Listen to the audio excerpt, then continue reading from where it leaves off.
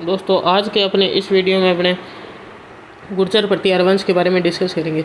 तो गुर्जर प्रतिहार वंश के बारे में सबसे पहले चीज़ अपने इसकी बेसिक देते हैं। देखो, गुर्जर प्रतिहार वंश के बारे में, गुजराता प्रदेश में निवास करने के कारण ये क्या कहलाए थे? गुजराता प्रदेश में निवास करने के कारण ये क्या कहलाए थे? गुर्जर कहलाए थे। भारत पर होने वाले अरब आक्रमणों का इन्होंने सफलतापूर्वक क्या किया था? मुकाबला किया था।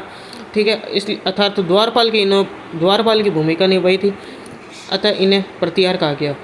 भारत पर होने वाले अरब आक्रमणों का सफल मुकाबला किया, अर्थात द्वारपाल की भूमिका निभाई, अतः इन्हें प्रतिहार कहा जाने लगा। ठीक है, सर्वप्रथम गुर्जर शब्द की जानकारी पुलकेशिन सेकंड के ऐहोल अभिलेख से प्राप्त होती है। सर्वप्रथम गुर्जर शब्द की जानकारी पुलकेशिन सेकंड के ऐहोल अभिलेख से प्राप्त होती है। अब चलते हैं इनकी उत्पत्ति के बारे में।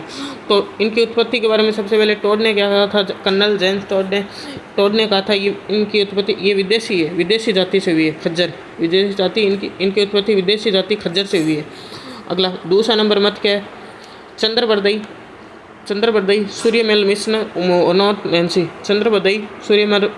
और मोनोत नैन्सी के अनुसार गुरु वशिष्ठ के अग्निकुंड से हुई है। ठीक है, गुरु वशिष्ठ के अग्निकुंड से प्रतिहार परमार चालुक्य चौहान निकले थे, तो गुरु वशिष्ठ के अग्निकुंड से हुई है। ठीक है, ये कौन बताते हैं? चंद्रबरदई, सूर्यमल मिश्रण और मोनोत नैन्सी। आगे हेनसांग के अनुसार और ओझा गौरीशंकर हीराचंद ओझा के अनुसार क्षत्रिय है। हेनसांग के अनुसार और ओझा के अनुसार ये क्या है? क्षत्रिय है। आगे मिहिर भोज के ग्वालियर अभिलेख में मिहिर भोज इसी गुर्जर प्रतिहार वंश का प्रतापी राजा है। इसका ग्वालियर अभिलेख में इन्हें लक्ष्मण का वंशज बताया गया। तो गुर्जर प्रतिहारों को लक्ष्मण का वंशज किस में बताया गया है? मिहिर भोज के ग्वालियर अभिलेख में इन्हें लक्ष्मण का वंशज बताया गया। अब चलते हैं इस वंश के संस्थापक यानी पहले राजा पे। इस गुर्जर प्रतिहार वंश के संस्थापक कौन है? ये है हरिश्चंद्र, या फिर इसी को बोलते हैं रोहलिदी। हरिश्चंद्र या रोहलिदी ये गुर्जर प्रतिहार वंश के संस्थापक है। ठीक है, हरिश्चंद्र या रोहलिदी के बारे में जानकारी कैसे मिलती है? इनके बारे में जानकारी मिलती है जोधपुर के घटियाला अभिलेख से हरिश्चंद्र या रोहलिदी के बारे में जानकारी मिलती है। आगे इनका विवाह, हरिश्चंद्र या रोहलिदी का विवाह, इनका विवाह क्षत्रिय स्त्री से हुआ था और ब्राह्मण स्त्री से हुआ था। एक तो क्षत्रिय स्त्री से हुआ था, उसका नाम था भद्रा। इसके अलावा एक ब्राह्मण स्त्री से भी हुआ था। ठीक है, क्षत्रिय स्त्री से इनके 4 पुत्र हुए थे, रज्जिल, दह, कदक, भोगभट। कौन कौन से 4 पुत्र? रज्जिल, दह, कदक, भोगभट। ये रज्जिल थे जो अगले राजा बनेंगे। तो क्षत्रिय स्त्री से भद्रा से 4 पुत्र हुए, रज्जिल, दह, कदक और भोगभट। ठीक है, हरिश्चंद्र या रोहलिदी ये प्रतिहार वंश के क्या संस्थापक है? ये सबसे पहले ही मैंने बता दिया था तुम्हें, हरिश्चंद्र इन्हीं को बोलते हैं रोहलिदी, और यही क्या है? प्रतिहार वंश के संस्थापक है। अब हरिश्चंद्र का जो क्षत्रिय स्त्री से भद्रा से हुआ था उससे 4 पुत्र हुए थे, रज्जिल, दह, कदक और भोगवत। अगले राजा बनेंगे रज्जिल। अब रज्जिल के बारे में देख, इससे पहले एक चीज़ और, नैन्सी के अनुसार इनकी कितनी शाखा हुई है? 26 शाखा हुई है, जिनमें 2 प्रमुख है, एक मंडोर जोधपुर और एक भीनमाल जालोर। ये 2 प्रमुख है, मंडोर जोधपुर, भीनमाल जालोर। अगले राजा रज्जिल के बारे में अपन को ध्यान रखना है। रज्जिल इन्होंने अपनी राजधानी किसको बनाया? मंडोर जोधपुर को अपनी राजधानी बनाया था। रज्जिल ने अपनी राजधानी किसको बनाया? मंडोर को बनाया था। नरहरि नामक ब्राह्मण ने इनको राजा की उपाधि दी थी। ठीक है, नरहरि नामक ब्राह्मण ने इन्हें राजा की उपाधि दी थी, नरहरि नामक ब्राह्मण ने, ये ध्यान रखना है। और इन्होंने रज्जिल ने अपनी राजधानी किसको बनाया था? मंडोर को बनाया था, मंडोर जोधपुर को। और नरहरि नामक ब्राह्मण ने इन्हें राजा की उपाधि दी थी। आगे इन्होंने राजसूय यज्ञ का आयोजन किया था। ठीक है, ये रज्जिल ने राजसूय यज्ञ का भी आयोजन किया था। तो रज्जिल के बारे में 3 बातें अपन को ध्यान रखनी है। एक तो इन्होंने मंडोर को राजधानी बनाया था, दूसरा इनको राजा की उपाधि नरहरि नामक ब्राह्मण ने दी थी, और इन्होंने राजसूय यज्ञ का आयोजन किया था। ये 3 बातें अपन को ध्यान रखनी है। किसके बारे में? रज्जिल के बारे में। अगले शासक बने नरभट्ट के बारे में ध्यान रखना है। केवल एक ही बात, इनके लिए हेनसांग ने पहली शब्द प्रयुक्त किए हैं। ठीक है, इस पहली का मतलब होता है शक्तिशाली, और हेनसांग ने जब भीनमाल की यात्रा की थी उस समय ये शब्द काम में लिए। नरभट्ट के बारे में जानेंगे। इनके लिए हेनसांग ने पहली शब्द प्रयुक्त किया है। आगे नागभट्ट फर्स्ट, नागभट्ट अगले राजा है नागभट्ट फर्स्ट। अब यहाँ से प्रतापी राजा शुरू होंगे, नागभट्ट फर्स्ट, ठीक है। नागभट्ट, इन्हें नागावलोक व नारायण की मूर्ति का प्रतीक माना जाता है। नागभट्ट फर्स्ट को क्या माना जाता है? नागावलोक व नारायण की मूर्ति का प्रतीक माना जाता है तथा इनके दरबार को नागावलोक का दरबार कहते हैं। इनके दरबार को क्या कहते हैं? नागावलोक का दरबार कहते हैं। इन्हें क्या कहते हैं? इनका क्या के बारे में नागावलोक, इनके बारे में क्या ध्यान है? इन्हें नागावलोक व नारायण की मूर्ति का प्रतीक माना जाता है तथा इनके दरबार को नागावलोक का दरबार कहा जाता है। आगे, इन्हें मल्लिच्छों का नाशक भी कहते हैं। नागभट्ट फर्स्ट को क्या बोलते हैं? मल्लिच्छों का नाशक भी कहते हैं, क्योंकि इन्होंने अरबी आक्रमणों का सफलतापूर्वक मुकाबला किया था, इसलिए इनको मल्लिच्छों का नाशक भी कहते हैं। इन्होंने अपनी राजधानी किसको बनाया था? इन्होंने अपनी राजधानी बनाया था बीनमाल जालोर को, ठीक है, बीनमाल जालोर को। नागभट्ट फर्स्ट ने अपनी राजधानी किसको बनाया था? बीनमाल जालोर को बनाया था। रजिल ने अपनी राजधानी किसको बनाया था? मंडोर को बनाया था। इन्होंने अपनी राजधानी बीनमाल जालोर को बनाया था। कुछ समय के लिए उज्जैन व मेड़ता को भी राजधानी बनाया था। कुछ समय के लिए उज्जैन को और मेड़ता को भी राजधानी बनाया था। ये अपने को ध्यान रखना है। तो राजधानी आप ध्यान रखना, मंडोर को राजधानी किसने बनाया था? रजिल ने। और बीनमाल फर्स्ट ने अपनी राजधानी किसको बनाया था? क्या नागभट्ट फर्स्ट ने अपनी राजधानी किसको बनाया था? बीनमाल जालोर को बनाया था। और कुछ समय के लिए उज्जैन व मेड़ता नागौर को भी अपनी राजधानी बनाया था। यानी उज्जैन को बनाया था और मेड़ता को भी राजधानी बनाया था इन्होंने, बीनमाल जालोर के अलावा। इनके कोई पुत्र नहीं था। उज्जैन में हिरण्य गर्भदान यज्ञ का आयोजन किया था इन्होंने। उज्जैन में इन्होंने क्या करा? हिरण्य गर्भदान यज्ञ का आयोजन किया तथा इसमें राष्ट्रकूट वंश के शासक दंतीदुर्ग को भी बुलाया था। अपना उत्तराधिकारी अपने भतीजे कुक या कक्कू को इन्होंने बना दिया था। इन्होंने इनका कोई पुत्र नहीं था, इसलिए अपना उत्तराधिकारी इन्होंने अपने भतीजे कुक या फिर कक्कू को बना दिया था। कुक या कक्कू का विवाह दंतीदुर्ग की पुत्री भूमिका देवी से करवाया था। कुक या कक्कू का विवाह। अगले राजा बनेंगे कुक या कक्कू। इन्होंने मंडोर में विजय स्तंभ का निर्माण कराया। वेरी वेरी मोस्ट है।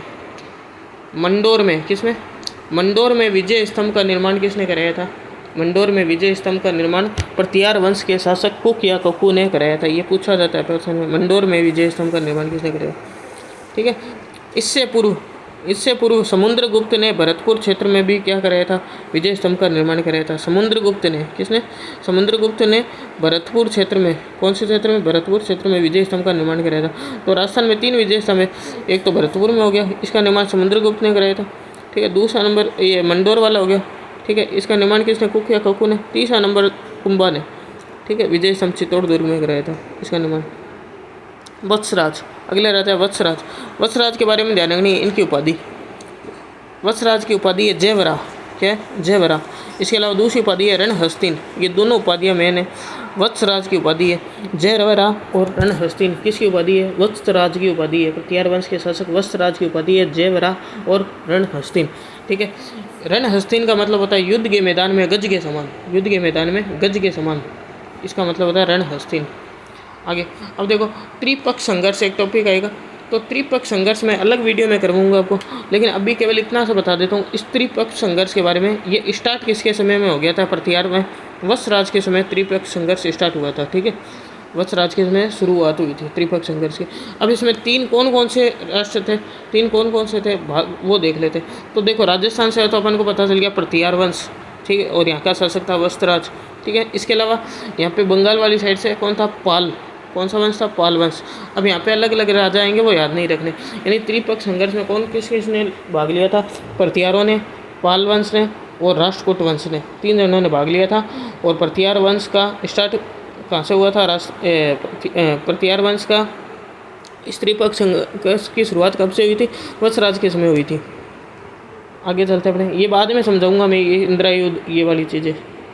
आगे वत्सराज के बारे में ध्यान क्या रखा? जयवरा और रणहस्तिन इसकी 2 उपाधि थी। अब इसके ग्रंथ देख लेते हैं। उद्योतन, इसके वत्सराज के दरबार में 2 दरबारी थे। कौन? एक उद्योतन सूरी, एक जिनसेन सूरी। उद्योतन सूरी ने कौन सा ग्रंथ लिखा है? कुवलय माला। उद्योतन सूरी ने कौन सा लिखा है? कुवलय माला उद्योतन सूरी ने। और जिनसेन सूरी ने लिखा हरिवंश पुराण। जिनसेन सूरी ने कौन सा ग्रंथ लिखा? हरिसेन पुराण। इनके समय वल्ली प्रबंध लेख की रचना की गई थी। ये अपन को ध्यान रखना है किसके बारे में, नागभट्ट फर्स्ट के बारे में। तो नागभट्ट फर्स्ट के बारे में सबसे पहले इसके देख लेते हैं क्या क्या ध्यान रखना है। इसके दरबार में कौन कौन थे, उद्योतन सूरी और जिनसेन सूरी। उद्योतन सूरी ने कुवलमाला और जिनसेन सूरी ने हरिवंश पुराण, ये 2 ग्रंथ याद रखने हैं और ये दरबारी याद रखने। और इनके समय में वत्सराज के समय में वल्ली प्रबंध लेख की रचना की गई थी। वल्ली प्रबंध लेख की रचना वत्सराज के समय की गई थी। आगे अगले राजा है नागभट्ट सेकंड। नागभट्ट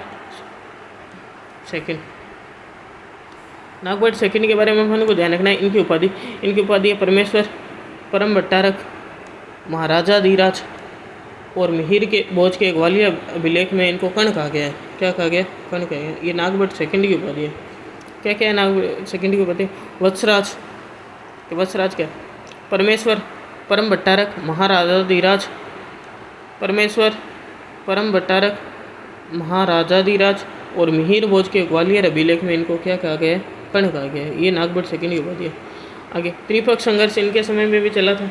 वही सेमी थे, प्रतिहार थे, पाल थे और दक्षिण भारत से, प्रतिहार थे, पाल थे और दक्षिण भारत में राष्ट्रकूट वंश था। ठीक है। ये त्रिपक्ष संघर्ष किसके लिए चल रहा था, कन्नौज पर राज करना था सबको, तीनों वंश के सबको।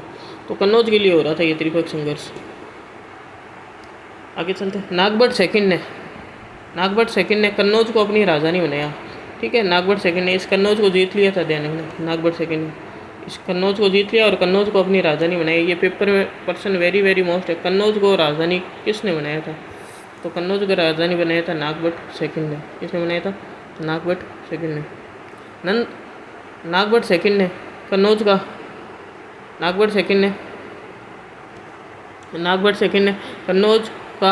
अपनी राजधानी बनाया था। नागभट्ट सेकंड ने कन्नौज को अपनी राजधानी बनाया। इनके बारे में जानकारी चंद्रप्रभ सूरी की पुस्तक प्रभावक चरित्र से प्राप्त होती है।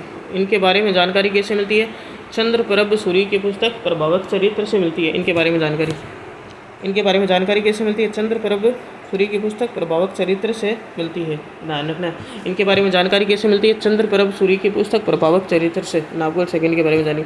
और नागभट्ट सेकंड ने गंगा में क्या ली थी, जल समाधि ली थी। नागभट्ट सेकंड ने गंगा में जल समाधि ली थी। ये अपन को ध्यान रखना है। गंगा में जल समाधि किसने ली थी, नागभट्ट सेकंड ने ली थी गंगा में जल समाधि।